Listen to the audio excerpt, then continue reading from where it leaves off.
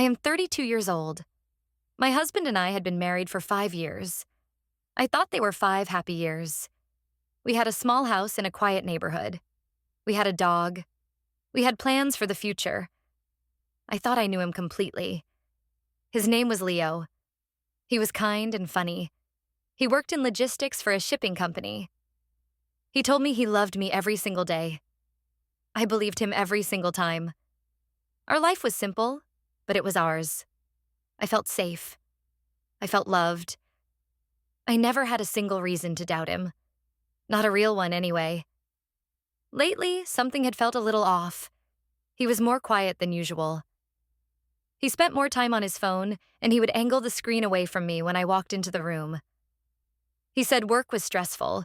There was a big merger happening, and his job was on the line. I believed him. I made his favorite meals. I told him not to worry. I told him we would be okay no matter what happened. He would smile, but the smile never quite reached his eyes. It was a mask, and I was just starting to notice the edges were peeling. He started taking more business trips. Short ones, just a day or two. He always brought me back a small gift from the airport, a silly keychain or a box of chocolates. It felt like he was trying to apologize for being away, but I never knew what he was sorry for. Then one Tuesday, he called me from work. His voice was serious. "Can you be ready by 7 tonight?" he asked. "I want to take you somewhere special." I was surprised. We hadn't been out to a fancy dinner in months. "What's the occasion?" I asked, a little thrill of excitement running through me. Maybe things were finally getting back to normal. Maybe the stress from his job was finally over. "I just want to treat you," he said. "And I have something I need to tell you. Something important." My heart sank a little. The word important sounded heavy. It didn't sound like a celebration. I spent the rest of the afternoon feeling a knot of dread tighten in my stomach. What did he need to tell me? Was he getting laid off after all? Had he gotten into some kind of trouble? My mind raced through all the worst possibilities. I tried to push them away. I told myself I was being silly. He loved me. We were a team. Whatever it was, we would face it together. I put on my favorite dress. It was a simple blue one he had always loved. I did my hair and my makeup. I wanted to look beautiful for him. I wanted to show him that I was strong and that we were strong. When he came home, he had a single red rose in his hand. He gave it to me and kissed me. "You look beautiful," he said. But his eyes were still distant. The smile was still just a shape his mouth was making. He looked nervous. He kept fidgeting with his tie. We drove to a restaurant I had never been to before. It was on the other side of town, a place called the Gilded Lantern. It was fancy. The lights were low and there was a man playing a soft piano in the corner. A host led us to a quiet booth. Leo pulled out my chair for me. He was always a gentleman. It was one of the first things I had fallen in love with about him. He was so thoughtful, so attentive. Or so I thought. We ordered a bottle of wine. He barely looked at the menu. He just kept looking at me. His hands were clasped tightly on the table. "Sarah," he started, his voice low. "I brought you here because I need to be honest with you." My stomach twisted. I braced myself. This was it. The confession. "Okay," I said, trying to keep my voice steady. "You can tell me anything, Leo. You know that." He took a deep breath. He looked like a man about to jump off a cliff. He opened his mouth to speak. Just then, a cheerful waitress appeared at our table. She had a bright, friendly smile. "Good evening," she said, holding a small notepad. "My name is Amy, and I'll be taking care of you tonight." She looked from me to my husband. Her smile widened. "Mark, it's so good to see you again. It's been a while. How is Jessica and the kids?" The world stopped. The piano music faded away. All I could hear was that name. Mark. And the other names. Jessica, the kids. I looked at my husband. The color had drained from his face. He looked like he had seen a ghost. He was staring at the waitress with wide, terrified eyes. He opened his mouth, but no words came out. He just stared. The waitress, Amy, seemed to notice the sudden tension. Her smile faltered. "Oh," she said, looking back and forth between us. "I'm sorry. Did I get that wrong?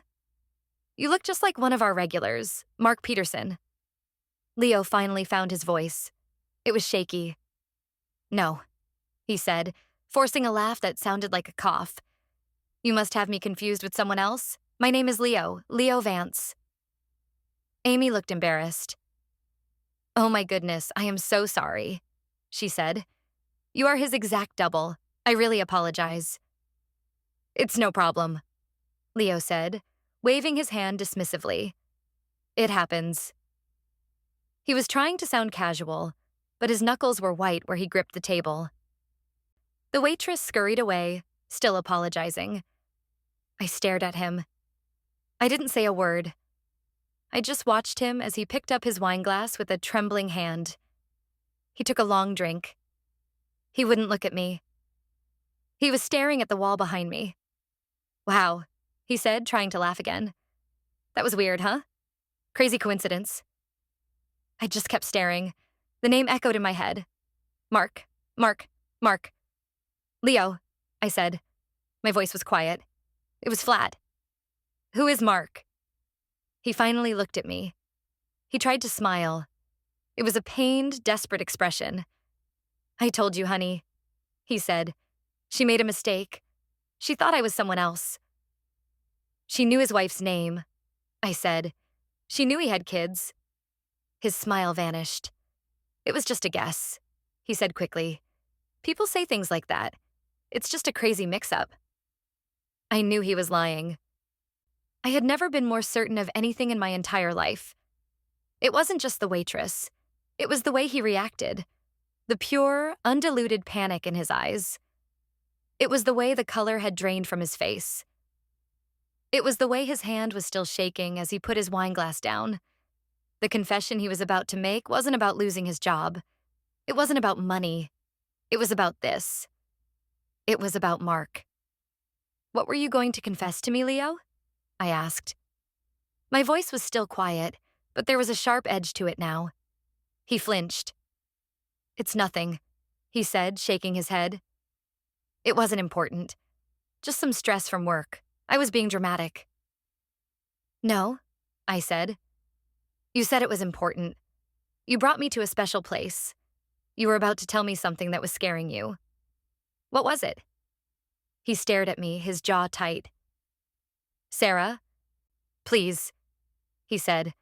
"Let's just drop it. Let's have a nice dinner. We can forget this ever happened." I felt a cold anger begin to spread through my chest. It was so cold it felt like ice. Forget this happened? He wanted me to forget that a stranger had just called him by another name? That she had asked about his other wife and his other children? "I don't think I can do that," I said. The waitress returned with our water. She avoided looking at us. The air was thick with tension. She placed the glasses on the table and left as quickly as she could. Leo watched her go, then turned back to me. His eyes were pleading. "Sarah, I love you," he whispered. "You have to believe me. It was a mistake. Just a crazy 1 in a million mistake." I didn't believe him. Not for a second. The man I thought I knew was gone. In his place was a stranger with a different name, a stranger with a secret life. My mind was reeling. Who was Jessica? Who were the kids? How long had this been going on? My entire marriage, our entire life together, suddenly felt like a lie. Every memory was now tainted. Every "I love you" was now a question mark. "I want to go home," I said. I pushed my chair back from the table. "Sarah, wait," he said, reaching for my hand. "Let's just talk." I pulled my hand away. "There's nothing to talk about," I said. "You've made it very clear that you don't want to be honest with me. I'm going home." I stood up and walked away from the table. I didn't look back. I could feel his eyes on me, but I kept walking. I walked out of the restaurant and into the cool night air. I felt numb. I felt like I was floating outside of my own body. He followed me out. "Sarah, get in the car," he said. His voice was no longer pleading. It was firm. It was an order. "I'll get a taxi," I said, pulling out my phone. He grabbed my arm. His grip was tight. "Don't be ridiculous," he said. "Get in the car. We're going home to talk about this." I looked at his hand on my arm. I had never seen him look at me with such anger. The mask was not just slipping anymore. It was completely gone. I saw the stranger again. The man named Mark. I got in the car. The ride home was silent. He drove too fast. He gripped the steering wheel so hard his knuckles were white. I stared out the window at the passing city lights. I didn't recognize anything. I felt like I was in a foreign country. When we got to our house, our small, quiet house that had always felt so safe, it looked different. It looked like a stage, a set for a play that had just ended. He followed me inside and closed the door behind us. The click of the lock sounded like a prison door shutting. "Now," he said, turning to face me, "you are going to listen to me." I just looked at him. I wasn't scared anymore. The numbness was gone. The cold anger was back, and it was growing stronger. "No," I said. "You are going to listen to me. Who is Mark Peterson?" His face twisted in frustration. "For the last time, I don't know who that is," he yelled. "It was a mistake. Why can't you just accept that?" "Because it wasn't a mistake," I said calmly. "I saw your face, Leo. Or should I call you Mark? You were terrified. You weren't confused. You were caught." He ran his hands through his hair. He started pacing back and forth in our small living room. "You're being hysterical," he said. "You're overreacting to a simple mistake." Gaslighting. I had read about it, but I had never experienced it. He was trying to make me doubt what I had seen with my own eyes. He was trying to make me feel crazy. It wasn't going to work. "I am not hysterical," I said. "I am asking you a very simple question. Who is Mark Peterson?" He stopped pacing. He stared at me with cold, hard eyes. "I'm not having this conversation," he said. "I'm going to bed. We can talk in the morning when you've calmed down." He turned and walked towards our bedroom. Our bedroom. The room we shared. The thought of sleeping in the same bed with him tonight made my skin crawl. "If you walk into that room, Leo," I said, my voice shaking with a rage I didn't know I possessed, "this conversation is over, and so are we." He stopped at the doorway. He didn't turn around. For a long moment, he just stood there. Then, without a word, he walked into the bedroom and closed the door. I stood alone in the living room. The silence was deafening. The house felt empty. My life felt empty. I sank onto the sofa. I didn't cry. I was beyond tears. I just sat there staring at the closed bedroom door. The man I had married was a liar. He was a complete stranger. And he was sleeping in my bed. I couldn't stay in that house. Not for one more minute. I grabbed my purse and my car keys. I walked out the front door and I didn't look back. I drove to my best friend Chloe's house. It was late, but I knew she would be awake. I called her from the car. "I'm coming over," I said, my voice breaking for the first time that night. "Something has happened." Chloe lived 20 minutes away. The drive felt like an eternity. My mind was a chaotic storm of questions and shattered memories. Every moment of our 5 years together was now suspect. Our wedding day. Our first anniversary. The time he held me when my mother passed away. Was any of it real? Or was it all part of an elaborate performance? Who was this man I had shared my life with? When I got to Chloe's apartment, she was waiting for me at the door. She took one look at my face and pulled me into a hug. I finally let myself cry. I sobbed into her shoulder, great, heaving sobs that shook my whole body. She just held me, stroking my hair and whispering, "It's okay. I've got you." Whatever it is, we'll figure it out. We sat on her couch and I told her everything, from the strange phone call to the dinner at the Gilded Lantern. I told her about the waitress, Amy. I told her the name, Mark Peterson. I told her about Jessica and the kids. I told her about the look on Leo's face, the panic, the fear, and then the cold, dismissive anger. I told her how he had called me hysterical and walked away. Chloe listened patiently, her expression growing more and more horrified. When I finished, she was silent for a long moment. "Oh, Sarah," she said finally. "I am so, so sorry." "What do I do, Chloe?" I whispered. "I don't even know where to start. My whole life is a lie." "Okay," she said, her voice suddenly firm and practical. "First things first. You are staying here tonight. You are not going back to that house. Not until we know what we're dealing with." She stood up and went to her kitchen. She came back with a glass of water and a laptop. "Right," she said, sitting down next to me and opening the computer. "Let's find out who Mark Peterson is." My hands were shaking as I typed the name into the search bar. Mark Peterson. It felt strange to type. It felt like a betrayal, even though he was the one who had betrayed me. We added the name of the city we lived in. A few results popped up. A lawyer, a doctor. None of them looked like my husband. "Did the waitress mention anything else?" Chloe asked. "A company name? A neighborhood?" I shook my head, trying to think. "No," I said. "Just the name. And Jessica. And the kids." Chloe's fingers flew across the keyboard. She was a genius with this kind of thing.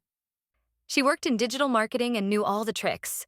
She started searching social media, Facebook, Instagram, LinkedIn.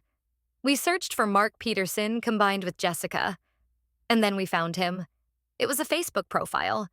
The profile picture was a family photo. It was him, my Leo. But he was standing next to a woman with blonde hair, a woman I had never seen before. She was smiling, holding a little girl's hand, and next to them was a boy, maybe around 10 years old. They were all standing in front of a Christmas tree. They looked so happy. They looked like a perfect family. The name on the profile was Mark Peterson. The woman tagged in the photo was Jessica Peterson. I felt the air leave my lungs. I couldn't breathe. It was real. All of it. The other name, the other wife, the other children. It was all real. I stared at the screen, at the face of the man I loved, smiling with his other family. My husband, Jessica's husband. He had 2 lives. He had 2 wives, and I was one of them. I scrolled through his profile. It was public. There were years of photos, birthday parties for the kids, family vacations to the beach, anniversary posts to Jessica. 10 years with my beautiful wife. One caption read, "You are my rock, my everything." It was dated 2 years ago. That meant he was already married to her for 3 years when he met me. He had married me while he was already married to someone else. The realization hit me like a physical blow. This wasn't just an affair. This wasn't just a secret. This was a crime. Bigamy. He had a whole other life that I knew nothing about. A complete, fully formed life with a wife and children. Our life. The one I thought was so real was the fake one. I was the other woman. I was the secret. "Sarah?" Chloe's voice was gentle. She put her hand on my shoulder. I couldn't take my eyes off the screen. I clicked on Jessica's profile. More photos. Photos of her and Mark. Photos of their kids, whose names were apparently Emily and Josh. They lived in a big house in a suburb on the opposite side of town from me. A much nicer suburb. A much bigger house. I saw a photo of Mark wearing a watch. It was a beautiful, expensive-looking watch. I recognized it. I had bought it for him for our 3rd wedding anniversary. He had told me he loved it. He had told me it was the best gift he had ever received. And there he was, wearing it in a photo with his other family. A photo captioned, "Celebrating Josh's big win at the soccer tournament." The date on the post was from a weekend he had told me he had to go on a last-minute business trip. The lies. It was a mountain of lies. An entire world built on deception. Every business trip. Every late night at the office. Every vague answer to a simple question. It all made sense now. He wasn't working. He was with them. He was living his real life. And I was just a side project. A convenience. "What are you going to do?" Chloe asked softly. I finally looked away from the screen. I looked at my friend. My eyes were dry. The shock was turning into something else. Something hard and cold. "I don't know," I said. "But I'm not going to let him get away with this." The next morning, I woke up on Chloe's couch feeling hollowed out. For a few blissful seconds, I didn't remember. Then it all came crashing back. The restaurant, the waitress, the name, the Facebook profile, the other family, the mountain of lies. I checked my phone. There were 10 missed calls from Leo and a string of text messages. "Sarah, where are you? Please come home. I'm worried sick. Just tell me you're okay. We need to talk. I can explain everything. I love you. Don't forget that. I love you." The last message made me feel sick. I deleted them all without replying. "He's been calling," I told Chloe when she came into the living room with 2 cups of coffee. "And texting. He says he can explain." Chloe snorted. "Explain what?" "How he managed to have 2 wives in the same city without anyone noticing." I'd actually be interested to hear that explanation. It must be a work of art. Her sarcasm was a small comfort. It made the situation feel less like a tragedy and more like a twisted joke. "I need to go back to the house," I said. "I need to get my things. And I need to find proof. Something concrete. Something I can use against him." "You're not going alone," Chloe said immediately. "I'm coming with you. He's a liar and a manipulator, Sarah. We don't know what else he's capable of." I knew she was right. I was angry, but I was also afraid. I didn't know the man I had been living with. I didn't know what he would do when he was cornered. We waited until I got a text from him saying he was going to the office to sort things out. He said he would be gone for a few hours. That was our window. We drove to my house. Our house. It felt strange to be using my key to let myself into my own home like a thief. The house was quiet. The bedroom door was open. The bed was unmade. A wave of nausea washed over me as I thought of him sleeping there last night after destroying my life. "Okay," Chloe said, businesslike. "Where would a man hide a secret life? Think. Where does he keep his important things?" I thought for a moment. "His office," I said. "He has a home office. He never liked me going in there. He said he needed to keep his work files organized and he didn't want me messing anything up." It had always seemed reasonable at the time. Now it seemed suspicious. We went to his office. It was a small room at the back of the house. It was neat and tidy. A desk, a computer, a filing cabinet. Chloe went to the computer. I went to the filing cabinet. It was locked. "Of course it is," I muttered. Where would he keep the key? I searched his desk drawers. Pens, paper clips, staples. Nothing. I looked around the room. There was a bookshelf filled with books on business and logistics. I started pulling them out one by one, shaking them. In the third book, a thick volume on supply chain management, a small silver key fell out. "I found it," I said, my heart pounding. I unlocked the filing cabinet. It was full of files, just as he had said, but they weren't all for his logistics job. In the very back, tucked behind a folder labeled Old Tax Returns, there was another folder. It had no label. I opened it. My hands were trembling so hard I could barely pull out the papers inside. The first thing I saw was a driver's license. The picture was of my husband. The name was Mark Peterson. The address was for the house in the suburbs I had seen on Jessica's Facebook page. Underneath it was a credit card, also in the name of Mark Peterson, and another. And another. He had a whole wallet's worth of fake identification. Or rather, real identification for his real life. My life with him was the fake one. "Chloe," I said, my voice barely a whisper. "You need to see this." She came over and looked over my shoulder. Her jaw dropped. "He has a whole separate identity," she breathed. We dug deeper into the folder. We found a birth certificate for Mark Peterson. It was real. We found a marriage certificate for Mark Peterson and Jessica Riley, dated 10 years ago. We found birth certificates for their 2 children, Emily and Josh. And then we found the financial documents. Bank statements for accounts I had never heard of, investment portfolios, a deed to their house. It was all in his name, Mark Peterson. He was living a life of wealth and stability with them. A life he had apparently been funding, at least in part, with my money. I recognized a transfer from our joint savings account to one of his secret accounts. The memo line read, "Investment." The date was from 6 months ago. He had told me he was moving it to a high-yield savings account for our future. Our fake future. The anger was so intense it made me feel dizzy. He hadn't just stolen my heart and my trust. He had stolen my money. He had used me. I was a means to an end, a source of income to fund his real life. The confession he was planning to make at dinner? It probably wasn't a confession at all. It was likely the beginning of another scam. He was probably going to tell me he had lost his job or gotten into debt, all to get more money out of me. "We have to take all of this," Chloe said, her voice firm. "We need to make copies of everything." We spent the next hour taking pictures of every single document with our phones, the licenses, the certificates, the bank statements, every piece of paper that proved his double life, every piece of evidence that would bring him down. As we were finishing, I noticed a small locked box at the bottom of the filing cabinet. It was a simple metal cash box.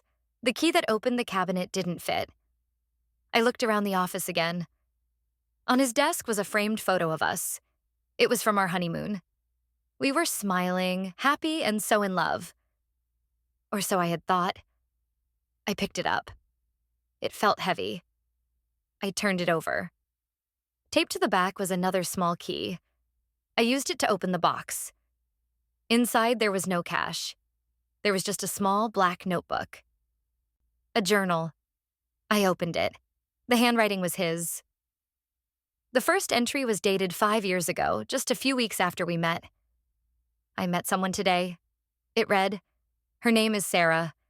She's sweet and trusting. Too trusting. She's perfect. She has a good job, no family to ask too many questions. She's the perfect solution to my problem." I felt the blood drain from my face. I read on. The journal was a cold, calculating record of his deception. He wrote about how he had created the Leo Vance identity. He wrote about his financial problems, how his business had failed, and he was deeply in debt. He had met me as a way out. He planned to use my income and my good credit to keep his real family afloat. He never loved me. It was all a lie. From the very first day. "Jessica is getting suspicious about our money problems," one entry read. "I told her I got a big promotion. The money from Sarah's savings will keep her happy for a while. I just need to keep the two worlds separate. It's exhausting, but it's worth it to protect my family." His family. He was protecting his family from the mess he had created, and he was using me as his shield. I closed the notebook.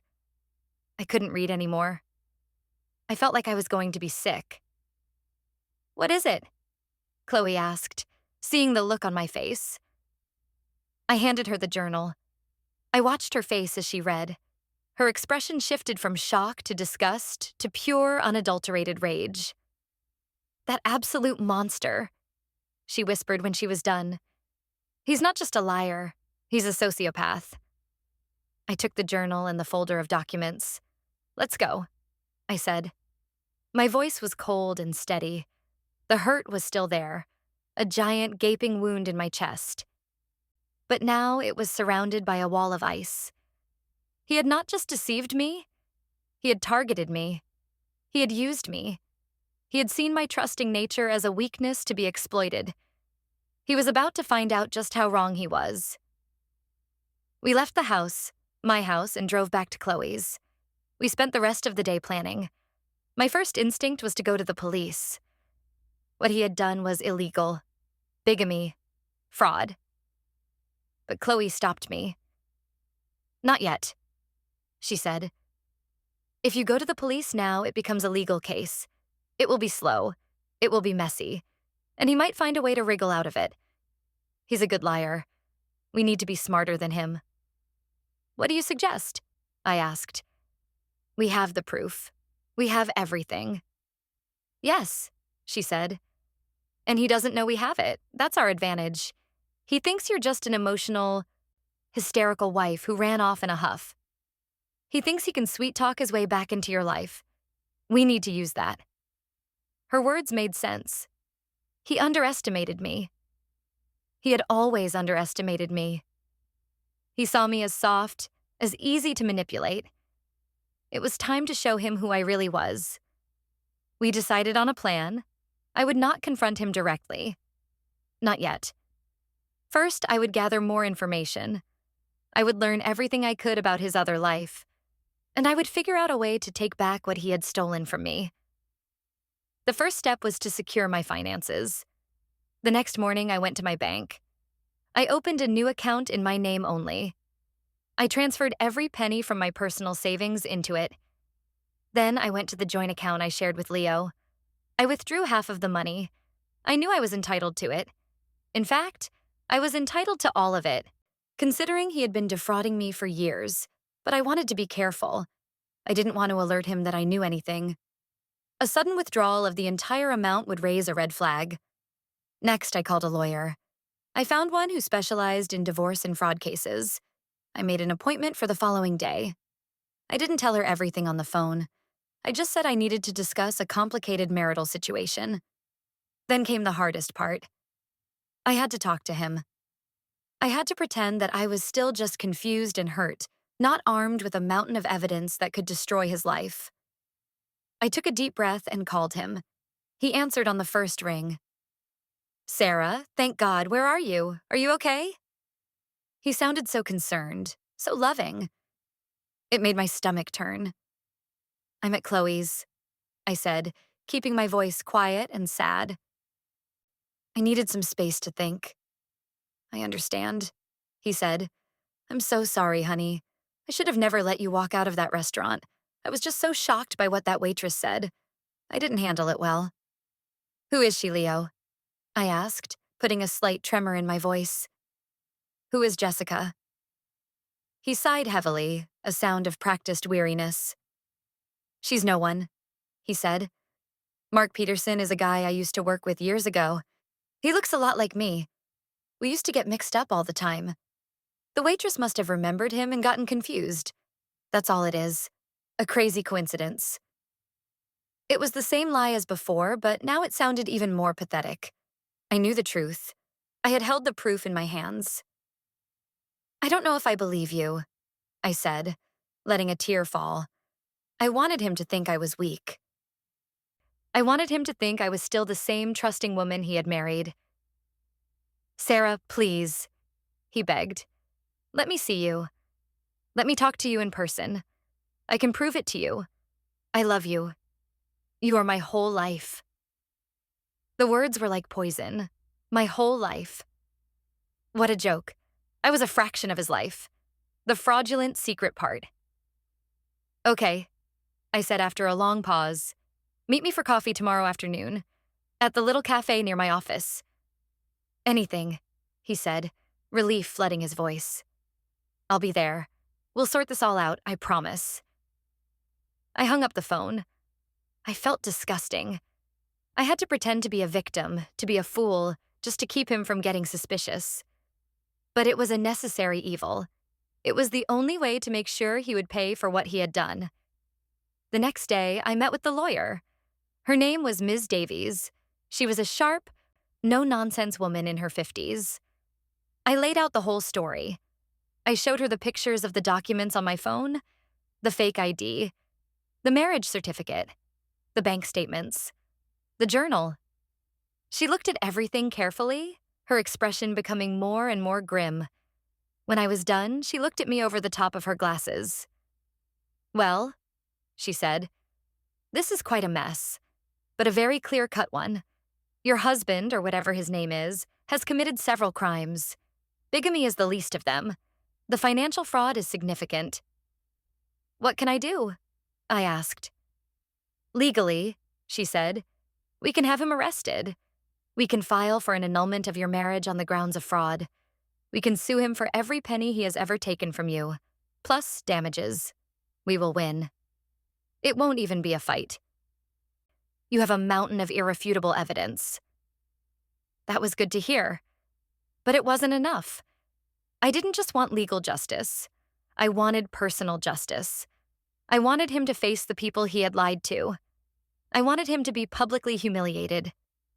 "There's something else," I said. "I want to talk to his other wife, Jessica." Ms. Davies raised an eyebrow. "That could be complicated," she said. "She is also a victim in this, but she might not see it that way at first. She might be defensive. She might even be hostile towards you." "I know," I said. "But she deserves to know the truth. And I think we might be able to help each other." Ms. Davies thought for a moment. "It's risky," she said. "But it could be powerful. If you and the other Mrs. Peterson present a united front, he will have nowhere to hide." She gave me some advice on how to approach Jessica. She told me to be careful. She told me to have my evidence ready. And she told me to be prepared for any reaction. That afternoon, I went to meet Leo at the cafe. I was nervous, but I kept my resolve. I had to play my part. He was already there when I arrived, sitting at a small table with 2 cups of coffee. He stood up when he saw me. He tried to hug me, but I stepped back.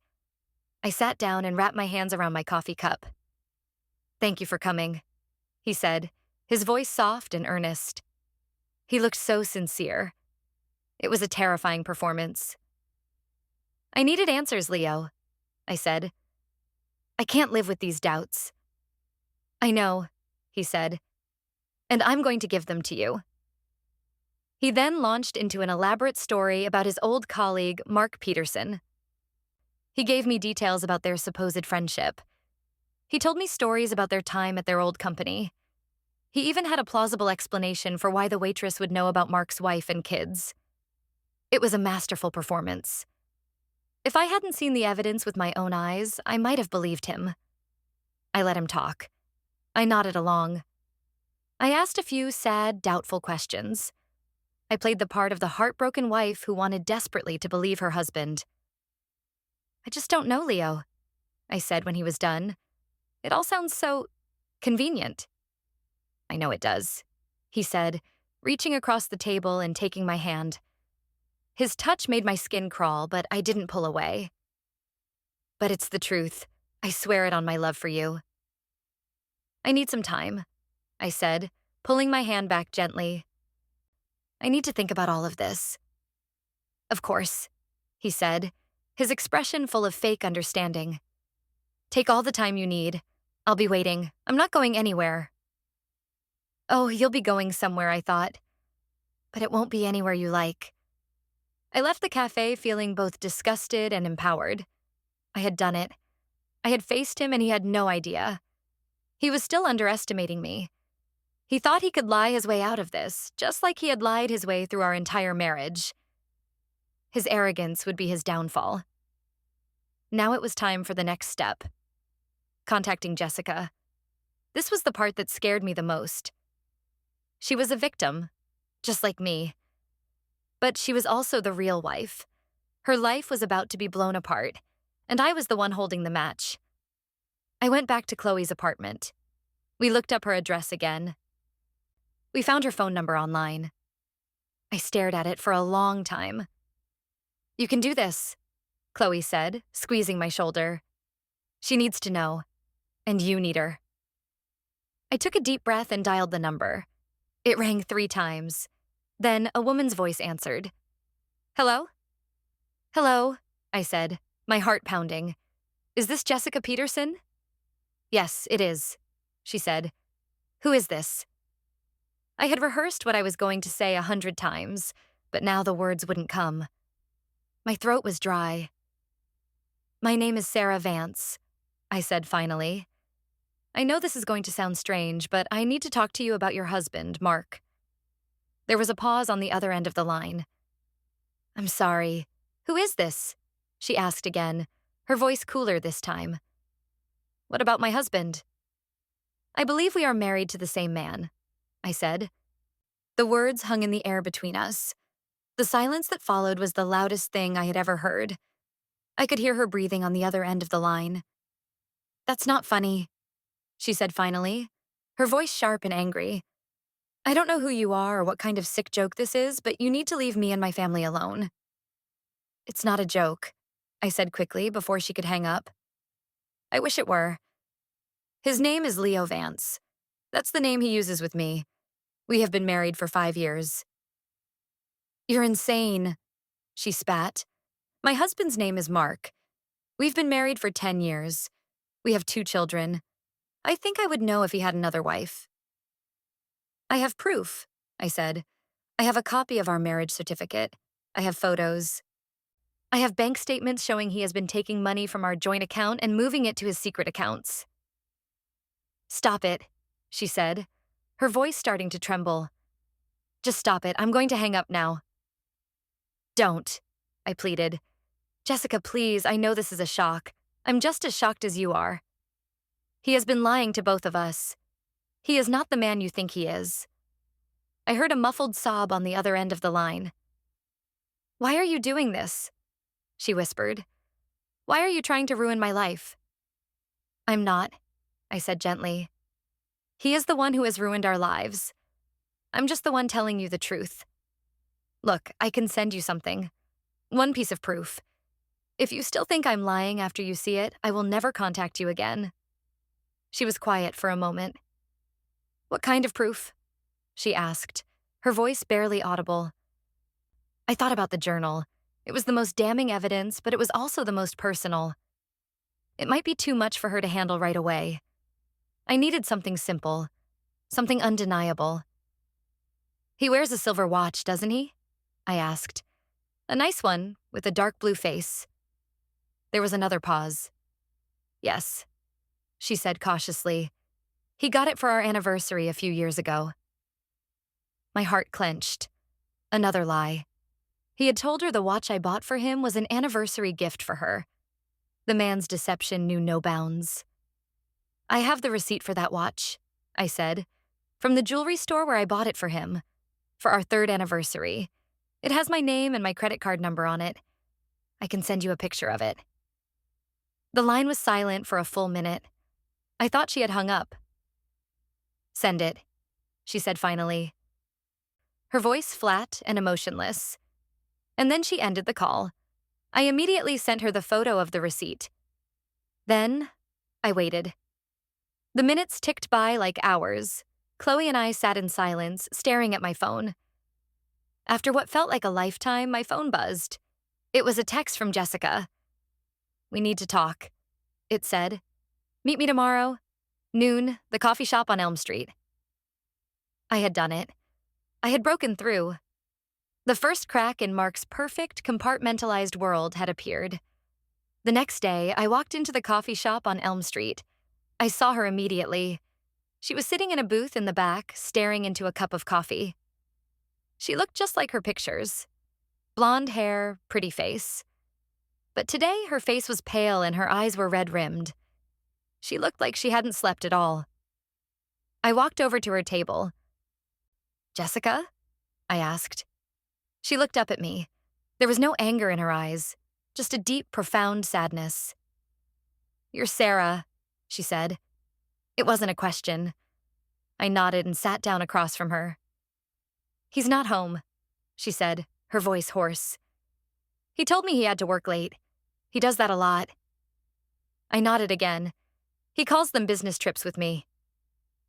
We sat in silence for a moment, 2 strangers connected by the same lie. "I didn't believe you," she said, not looking at me. "I thought you were crazy, a stalker. But then you sent the receipt for the watch." She took a shaky breath. "I went into his office last night. I found the box the watch came in. It was in the back of his closet. The receipt was still inside. Your receipt? She finally looked at me and her eyes were full of tears. He told me he saved up for months to buy it for me for our anniversary. He made such a big deal out of it. He told me it was the best gift he had ever received, I said quietly. A single tear rolled down her cheek. How could he do this? She whispered. How could he live like this? We have children. We have a life. I have more, I said. I have so much more. I pulled out my phone and I showed her everything. The driver's license with his other name, our marriage certificate, the bank statements, and finally the journal. I let her read the first page. The page where he described me as his perfect solution. She read it and a sound came out of her throat that I will never forget. It was a sound of pure agony. She pushed the phone away from her as if it had burned her. Oh my God, she sobbed, burying her face in her hands. It was all for money. He married you for money. He was in debt, I explained. It's all in the journal. He used my income to keep your family afloat, to maintain your lifestyle. He was protecting you, he said. Protecting me? She said, her voice rising with hysteria. He has destroyed me.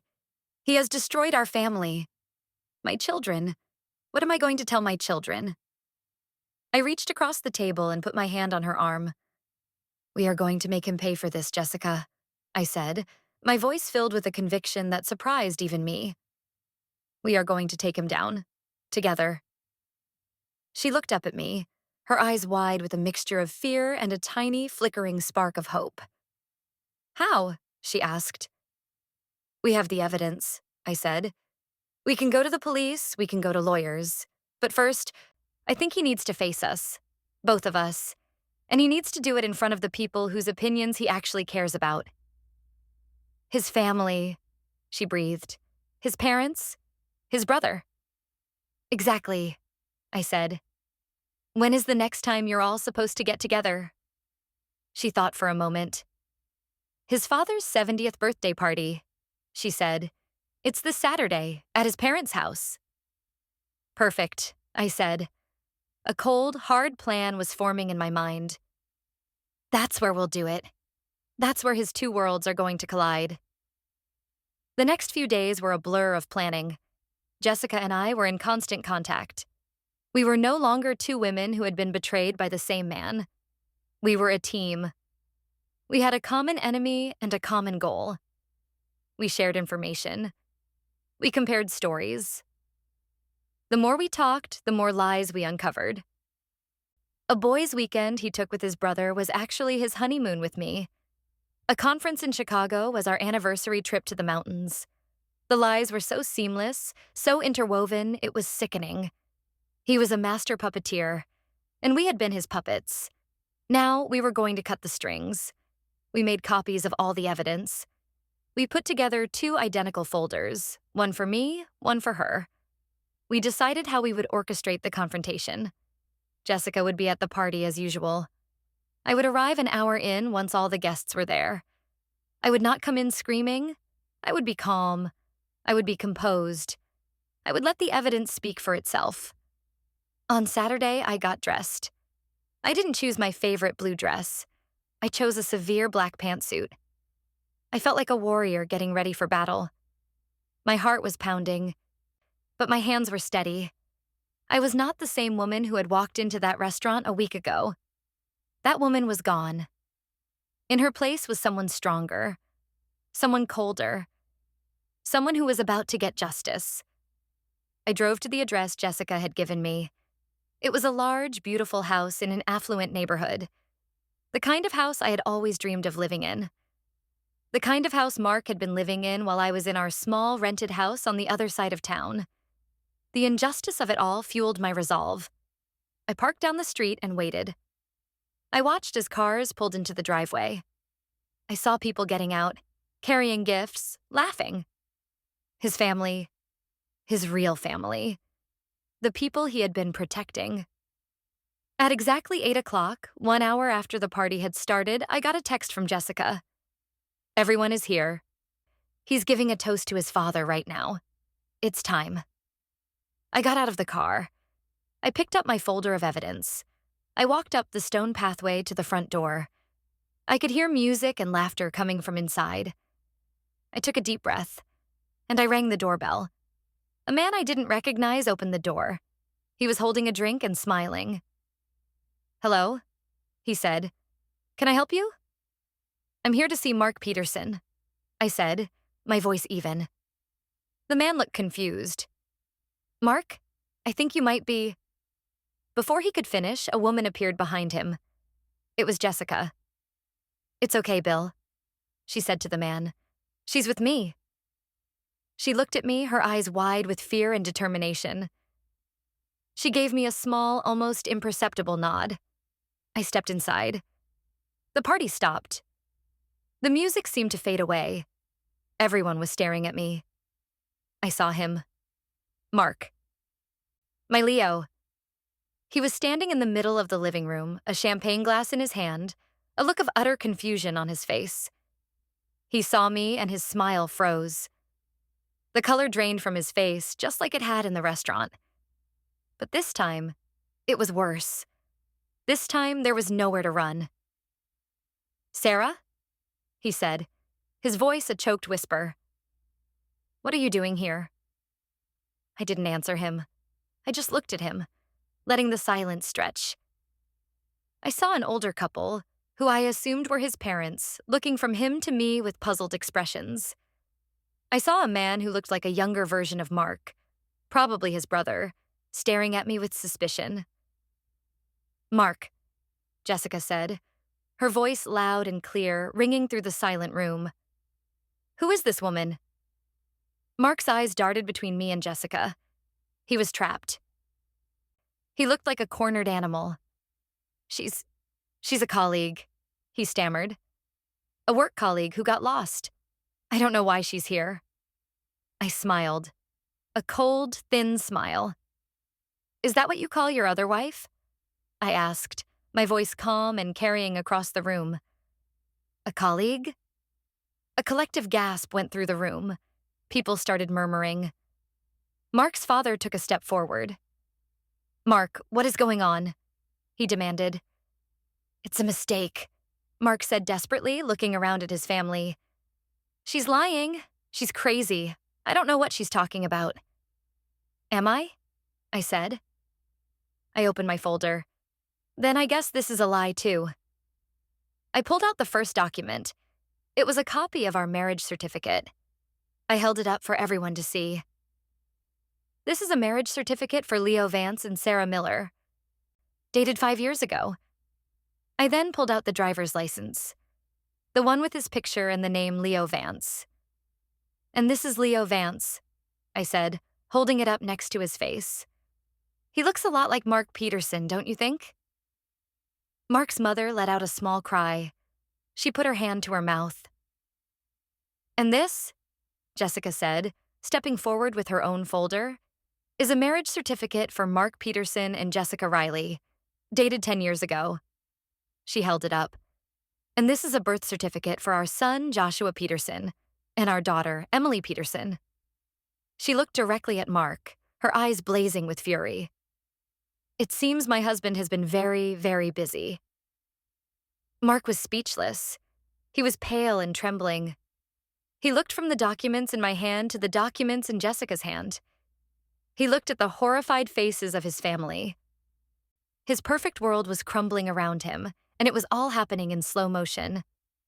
"She's lying," he finally managed to choke out, pointing a shaking finger at me. "She forged those documents. She's trying to extort me." "Am I?" I said again. I walked over to his father. I handed him the folder. "Then perhaps you can explain this," I said. "It's your son's journal. He kept a very detailed record of how he targeted me, married me, and used my money to fund this life. He calls me his perfect solution. You can read it for yourself."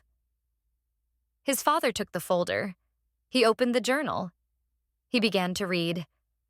I watched as his face went from confusion to disbelief to pure, unadulterated rage. He looked up from the page. He looked at his son. "Mark," he said, his voice shaking with fury. "What have you done?" Mark didn't answer. He just stood there, defeated. The lies were too big. The evidence was too overwhelming. There was no escape. His mother started to cry. His brother just stared at him with disgust. The party guests were all whispering, staring, pointing. The humiliation was absolute. It was exactly what I had wanted. "I think we're done here," I said, looking at Jessica. She nodded. We had done what we came to do. We had exposed him. We had destroyed his world of lies. We turned to leave. As we walked towards the door, Mark's father spoke again, his voice booming through the room. "Mark," he said, "get out of my house and don't you ever come back." Jessica and I walked out of that house together. We didn't say anything until we reached our cars. "Thank you," she said, her voice thick with emotion. "I could never have done that alone." "Neither could I said. We looked at each other, two women from two different worlds, forever linked by the same man's betrayal. We weren't friends. We would probably never see each other again. But in that moment, we were allies. We were survivors. The aftermath was swift and brutal. For Mark, his family disowned him. His father, a man of considerable influence in the community, made sure of it. He was fired from his job. His friends abandoned him. He was a social pariah. Jessica filed for divorce immediately. Her lawyer and my lawyer, Ms. Davies, worked together. With the evidence we had, Mark didn't stand a chance. The courts moved quickly. My marriage to him was annulled. All contracts and financial agreements we had ever made were declared void due to fraud. I got back every cent he had ever taken from me, plus a significant amount in damages. Jessica got the house, full custody of the children, and a large portion of his remaining assets. But we didn't stop there. The day after the party, Jessica and I went to the police station together. We filed a report. We gave them our folders of evidence. The police were initially skeptical, but the documents were undeniable. An investigation was launched. A few weeks later, Mark Peterson, also known as Leo Vance, was arrested. He was charged with bigamy, multiple counts of financial fraud, and identity theft. The trial was a local media sensation. The story of the man with two lives was on every news channel. I had to testify. Jessica had to testify. It was hard. It was painful to relive the betrayal in a public courtroom. But every time I looked at him, sitting there at the defendant's table, looking small and pathetic, I knew it was worth it. He was found guilty on all charges. The judge called his actions a monstrous campaign of emotional and financial terrorism. He was sentenced to 10 years in prison. I was in the courtroom when they read the verdict. I saw him being led away in handcuffs. I felt no pity. I felt no sadness. I just felt quiet. It was over. A few days after the sentencing, I got a call from an unknown number. It was Mark's mother. She apologized profusely. She said she had no idea. She said she was ashamed of what her son had done. "I'm so sorry for the pain he caused you," she said, her voice breaking. "You deserved so much better." "Yes," I said. I did. I accepted her apology, but it didn't change anything. It was a small, sad postscript to a long, ugly story. I also had one last conversation with Jessica. We met for coffee, back at the same little shop on Elm Street. She looked different. She looked tired, but she also looked relieved. The weight of the world seemed to have been lifted from her shoulders. "The kids are doing okay," she said. "They're in therapy. It's going to be a long road, but we'll get there." "I'm glad," I said. And I truly was. They were the biggest victims in all of this. "What about you?" she asked. "What will you do now?" "I'm selling the house," I said. "I'm moving to a new apartment downtown. A fresh start." We finished our coffee. We wished each other well. And then we said goodbye. We walked away in opposite directions, back to our separate lives. Our strange, temporary alliance was over. I did sell the house. I got rid of everything that reminded me of him. I moved into a bright, sunny apartment with a view of the city. I started to rebuild my life. It wasn't easy. There were days when the anger and the hurt would bubble up again. There were moments when I would doubt my own judgment. How could I have been so blind? How could I have been so foolish? But then I would remember the look on his face at that party, the look of a man whose entire world was collapsing. I would remember the sound of the handcuffs clicking shut. I would remember the feeling of walking out of that courtroom free. And I would know that I was not foolish. I was strong. I had been a victim, but I had refused to stay one. I had fought back. I had won. I learned a lot from that experience. I learned that some people are not who they seem to be. I learned that trust is a precious thing, and it should be earned, not given away freely. But the most important thing I learned was about myself. I learned that I have a core of steel I never knew existed. I learned that I can survive anything. It's been a year now. I have a new life, a quiet life, a happy life. I have my friends. I have my job. I have my dog. I am healing. Sometimes I think about him. I wonder if he ever thinks about me. I wonder if he feels any remorse for what he did. But then I stop myself. It doesn't matter. He is a ghost. A bad dream that I have finally woken up from. My life is my own now, and I will never let anyone take it from me again. He thought I was his solution, but in the end, I was his reckoning.